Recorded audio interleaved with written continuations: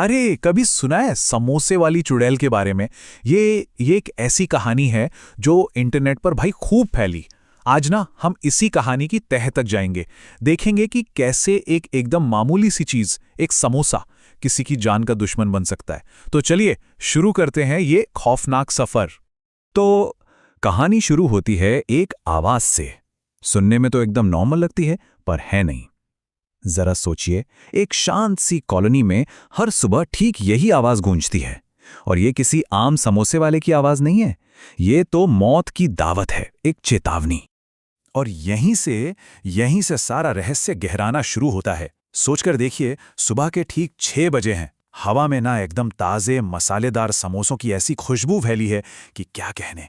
मतलब ऐसी खुशबू कि कोई खुद को रोक ही ना पाए। पर कोई भी अपने घर से बाहर नहीं निकलता। सब के सब डर के मारे दरवाजे बंद करके बैठे हैं। आखिर ऐसा क्या खौफ है समोसे वाली का? देखिए, हर हॉरर स्टोरी की तरह इस खौफ के भी अपने कुछ नियम हैं, कुछ रूल्स हैं। एक फिक्स टाइम, एक ऐसा लालच जिसे रोकना नामुमकिन है, एक रहस्यमयी औरत जो ये सब बेच रही है, और एक ऐसा अंजाम जो शायद मौत से भी बुरा है। यही नियम, समझिए, इस पूरी कहानी का स्टेज सेट करते हैं। पर यह नियम सिर्फ कहने के लिए नहीं है, इनको सच साबित करने के लिए एक शिकार तो चाहिए, है ना? और इस कहानी का पहला शिकार बनता है रोहन। अब रोहन जो है वो कॉलोनी में नया नया है। उसे इस मोहल्ले के डरावने राज के बारे में कुछ भी जरा भी नहीं पता। वो तो बस ऑफिस जाने की जल्दी में है और सोचता है कि चलो फटाफट कोई नाश्ता कर लूं। और बस उसकी यही जल्दी और भूख उसे सीधा उस चुड़ैल के जाल में खींचकर ले जाती है।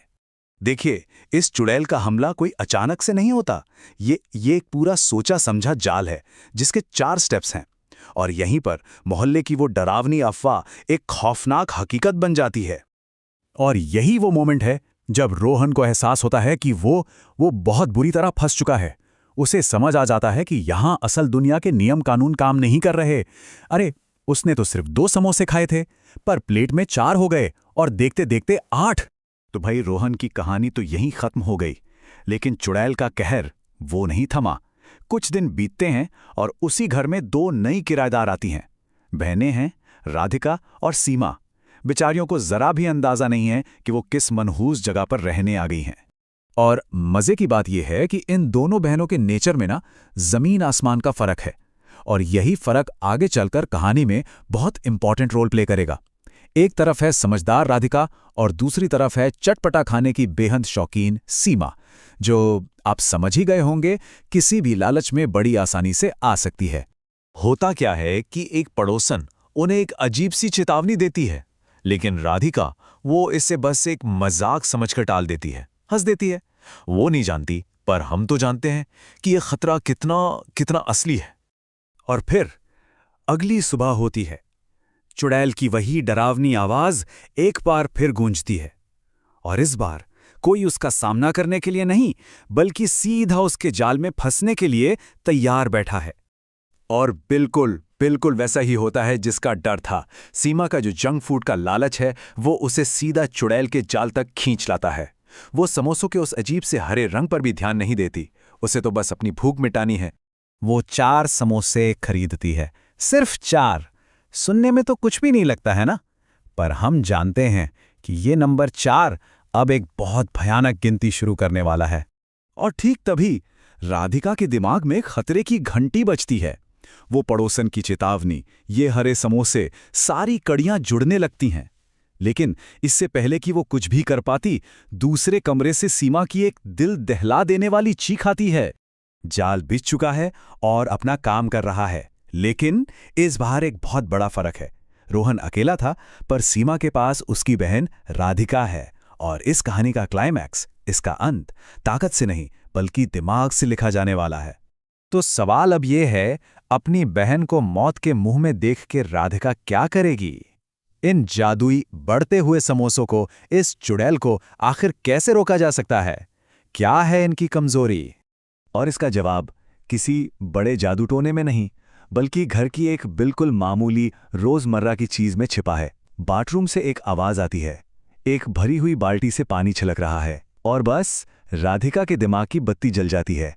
राधिका को फौरन समझ आ जाता है, अरे अगर ये समोसे कोई सुपरनैचुरल, कोई अलौकिक चीज है, तो क्या पता इनकी कमजोरी कोई बिल्कुल साधारण नेचुरल चीज हो, जैसे कि पानी।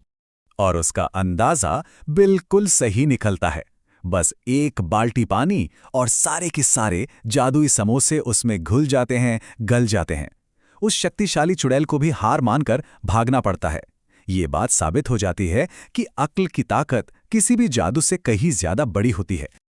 और कहानी का अंत होता है एक बड़ी मजेदार कसम के साथ। जो सीमा जंक फूड के बिना रह नहीं सकती थी, वो अब कसम खाती है कि वो सिर्फ कच्ची सब्जियां खाएगी। लगता है इस एक डरावने एक्सपीरियंस ने उसे हमेशा के लिए सुधार दिया। तो आखिर इस कहानी से क्या बातें समझ आती हैं? पहली तो ये कि डर डर हमारे आसपास की एकदम मामूली चीजों में भी छिपा हो सकता है। मतलब समोसे जैसी रोज की चीज को ही खौफनाक बना देना, यही तो इस कहानी को मजेदार बनाता है। दूसरा पॉइंट, हमारे किरदारों की जो कमजोरियां होती है ना, वही कहानी को आगे लेकर जाती हैं।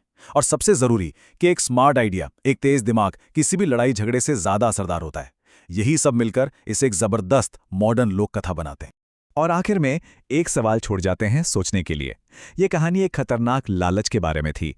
जरा सोचकर देखें, हमारी अपनी जिंदगी में ऐसे कौन कौन से लालच हैं जो बाहर से तो इन समोसों की तरह बड़े मजेदार लगते हैं, पर अंदर से एक जाल भी हो सकते हैं। इस पर सोचिएगा जरूर।